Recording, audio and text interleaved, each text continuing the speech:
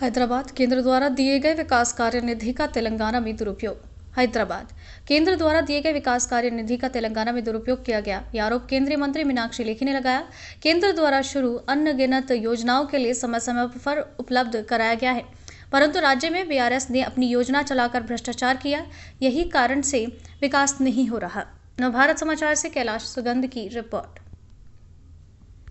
तो चुनाव का समय असेसमेंट का समय होता है, चुनाव का समय जानने का समय होता है कि क्या खोया और क्या पाया। What have we lost and what have we gained? Over past 10 years, I think Telangana has lost more than it has gained from the state government's treasury. If you look at the basic budgeting allocations and things, you will find that Telangana was a surplus state 10 years ago and it had 362 crore surplus budget. And now Telangana state has 5 lakh deficit budget. The creditors are more and then people owe Telangana state more money to them. It has taken more loans than needed. It has indebted, so there are higher number of debts and the debt amount is 5 lakh crore. 5 lakh crore का कर्जा आज राज्य के ऊपर है, जो कि 362 करोड़ जो है सरप्लस बजट इस राज्य का होता था। अगर हम आसपास डेवलपमेंट की एक्टिविटी देखें, सरकार किस लिए चाहिए होती है? प्रधानमंत्री जी कहते हैं सबका साथ सबका विकास, कि सरकार benefit of all and appeasement of none, सबके विकास के लिए काम करेगी, लेकिन तरफदारी नहीं करेगी, डिस्क्रिमिनेट नहीं करेगी।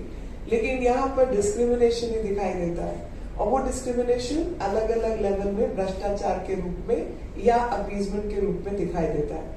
आप जब चारों तरफ अपना निगाह घुमाएंगे तो आपको पता चलेगा जितनी स्कीम है वो स्कैमिंग स्कीम्स है। All the schemes which state has launched are scamming schemes. 75 years मतलब पहले 1947 फिर 69 ऑनवर्ड्स तेलंगाना और आंध्र को अलग करने का जो भी इतिहास रहा, तो उतने सारे समय में 2014 तक अगर 2500 किलोमीटर लंबा सड़क बना, तो 2014 से लेकर अभी 2023 तक 2500 किलोमीटर का सड़क हम लोगों ने बना के दिया। तो 70 साल की जो मेहनत है वो एक तरफ और 10 साल में केंद्र सरकार के काम एक तरफ, इतना लाभ हुआ है।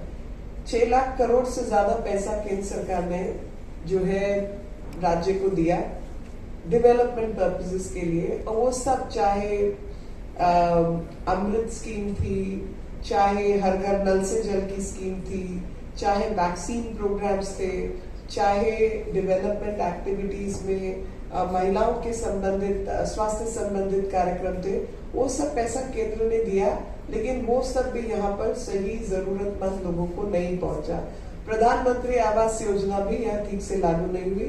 अगर आप याद करें तो इन्होंने अपने मैनिफेस्टो में कहा था कि 2 बेडरूम का घर जिन लोगों के पास घर नहीं है ये बनाकर देंगे।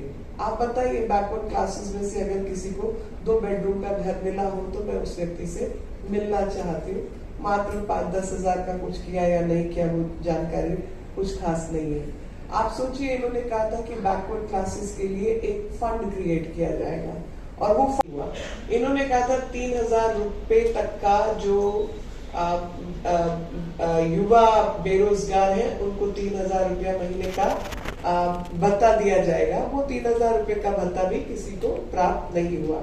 इन्होंने ये भी कहा था, दे ऑल्सो प्रॉमिस्ड, कि जितनी बैकवर्ड क्लासेस के लोग हैं उनको 3 एकड़ का जमीन और 50,000 रुपया मिलेगा, तो वो भी लागू नहीं हुआ और वो भी किसी को नहीं मिला। बल्कि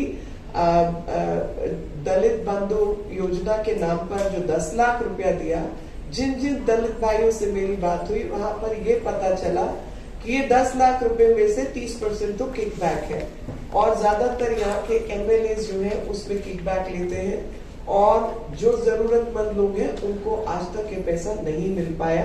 और अभी जब बात पूछी, आप जैसे भाई बहनों ने जाके जब सरकार से बात पूछने का प्रयास किया, तो इनका जवाब ये था कि ये तो खाली एक पायलट प्रोजेक्ट था और वो पायलट प्रोजेक्ट जो है हम अभी बाकी जगह लागू नहीं कर रहे। और फिर यही अपने कुछ लोगों को 10 लाख रुपया देते हैं और फिर 3-4 लोगों को कहते हैं तुम आपस में बांट लो और हम उसके बाद देखेंगे। दैट मीन्स ना तो इनकी कैलकुलेशन ठीक है,